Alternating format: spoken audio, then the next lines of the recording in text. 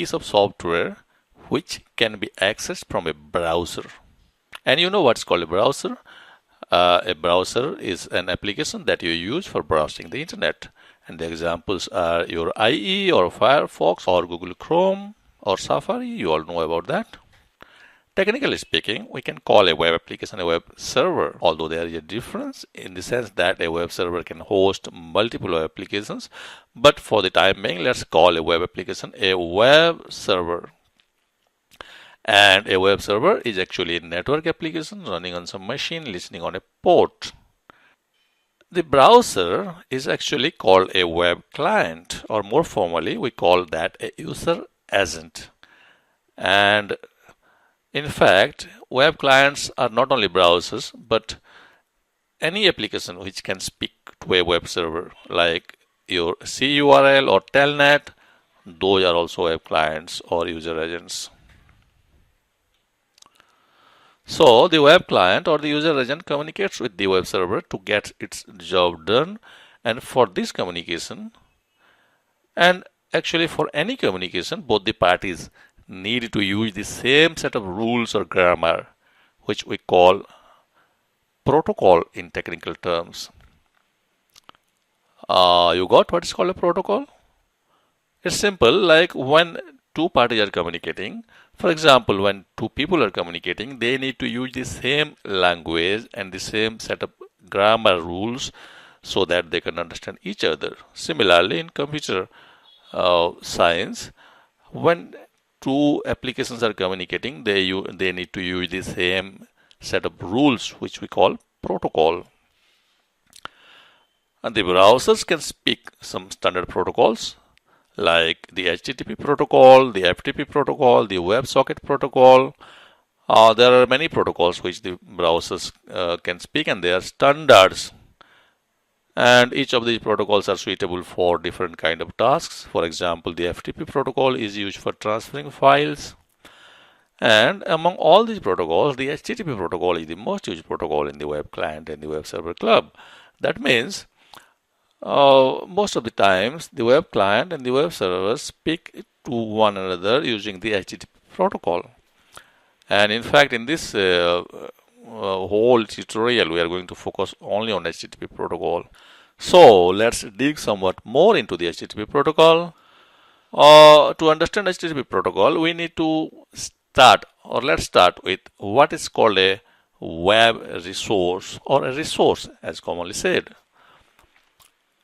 A resource is a document like an HTML document or a PDF document or a JSON document or an XML file or any kind of document which is hosted by a web server, or in other words, a web client can access those documents through a web server.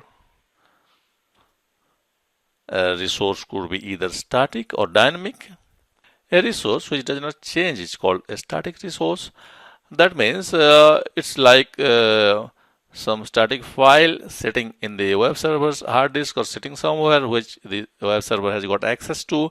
And when a request for a resource comes from a web client, the web server passes that resource to the web client straight. In contrast, a dynamic resource is generated on the fly, in the sense that when a request for a dynamic resource comes from a web client, the web server builds the resource on the fly.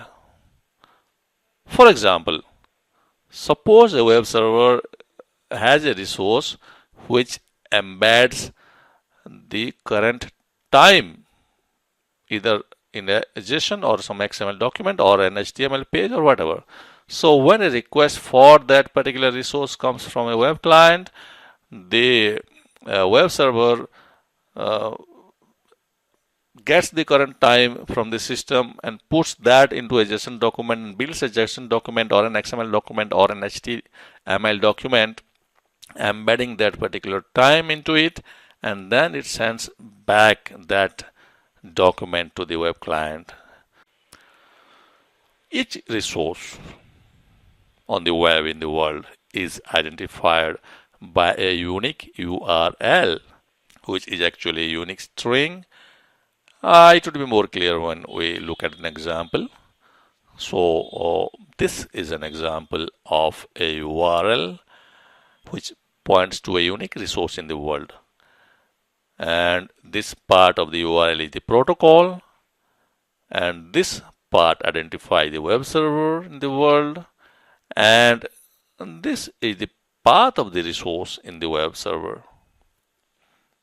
We will talk about URL more in some later video. Let's go back to HTTP now. So, HTTP protocol is basically a request response protocol. That means whenever the web client needs to do some operation on a resource, like reading it or updating it or deleting it or creating a new resource or any kind of operation, the web client first establishes a connection with the web server where the resource is hosted, and then the web client sends a request to it. The request contains the details of what the web client wants, like which operation it wants and all. While the web server receives a request, it responds with a response back to the web client. That means it sends a response back to the web client. And the content of the response depends on what was requested. For example, if the client asks to read a resource, the server can either put the resource in the response or inform the client that the resource is not available with me and you go to somewhere else for the resource or something like that. And then after the response is given to the web client, the connection is closed and the web server does not remember anything about the past connections and who the clients were. That means next time if the client sends another request to the server, the web server will treat that request as a new request coming from a new web client. And because of this nature, the HTTP protocol is called a stateless protocol. And this one pair of request and response is called an HTTP transaction.